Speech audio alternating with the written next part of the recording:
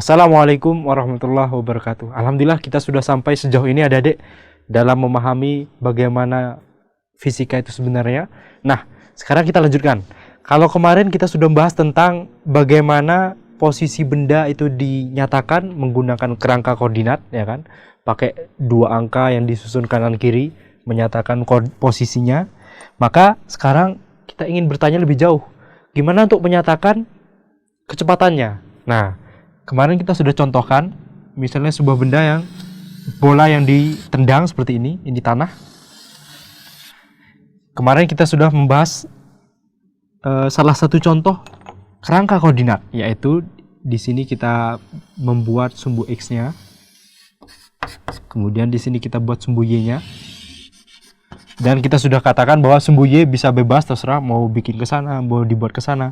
Sumbu x-nya juga mau dibuat serong sini atau serong ke atas dan sebagainya, itu terserah adik-adik. Tapi sekali kita menentukan sumbu koordinat seperti itu, maka kita harus konsisten menggunakan bentuk sistem koordinat yang seperti itu sampai akhir hitungan. Nah, sekarang kita ingin nanya, sekarang benda ini misalnya bola di sini, dia kan pasti kecepatannya ke arah sana, ya kan? Dia pasti punya kecepatan ke arah sana.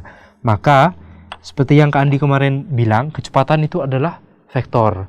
Yang namanya vektor, dia punya besar kecepatannya berapa meter per sekon, kemudian kemana arahnya. Selain punya besar, dia juga punya arah.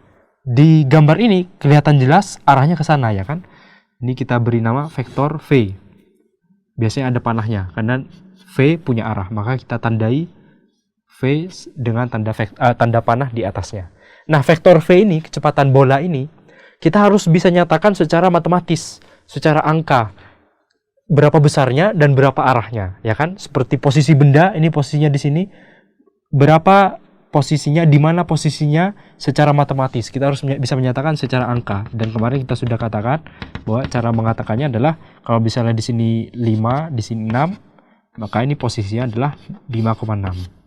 Nah, kita ingin menyatakan kecepatan ini, besar dan arahnya, dengan angka matematis seperti ini juga. Gimana ya cara-caranya? Nah, insya Allah caranya sangat mudah. Gimana?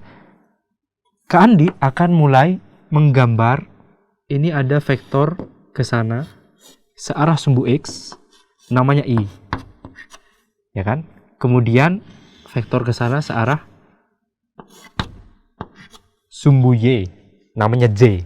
I dan J, ini nama hanya perjanjian aja, bukan adik-adik bisa namain terserah, ini vektor K misalnya, vektor Z dan seterusnya, ini terserah adik-adik. Dan di sini ada tanda khusus, namanya ini tanda topi, I topi, J topi, maksudnya adalah vektor yang searah dengan X dan searah dengan Y, yang tujuannya hanya untuk alat bantu kita supaya vektor-vektor lain bisa dinyatakan secara matematis dengan mudah. Nah, gimana? Caranya gampang aja. Misalnya ini vektor seperti ini kan. Coba kita hapus dulu lintasan benda supaya lebih mudah. Jadi tersisa adalah vektor tadi. Kemudian kita gambar ulang, ini vektor I-nya di sini. Anggap saja vektor I-nya seperti itu. Kemudian vektor J-nya anggap saja seperti ini. Ya, besar I dan J harus sama. Karena skala I dan X adalah sama, ya kan? Nah, sekarang caranya adalah vektor V ini kita nyatakan panjang vektor V yang arah I itu berapa kalinya I? Oh, 2 kalinya. Kemudian panjang vektor panjang vektor V di arah J itu berapa kalinya? Oh, sekitar 1/2-nya. Berarti vektor V itu adalah 2 kalinya I tambah 1/2 atau 3/2, 1/2 dari J.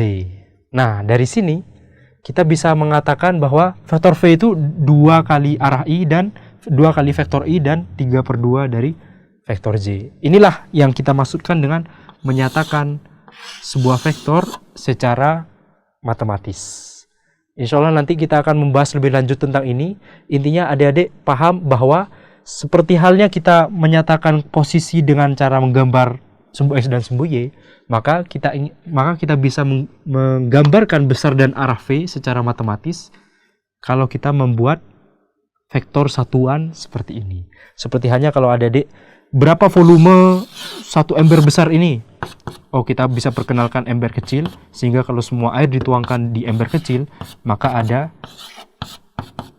misalnya 11 ember. Maka ember besar ini adalah 11 ember satuan.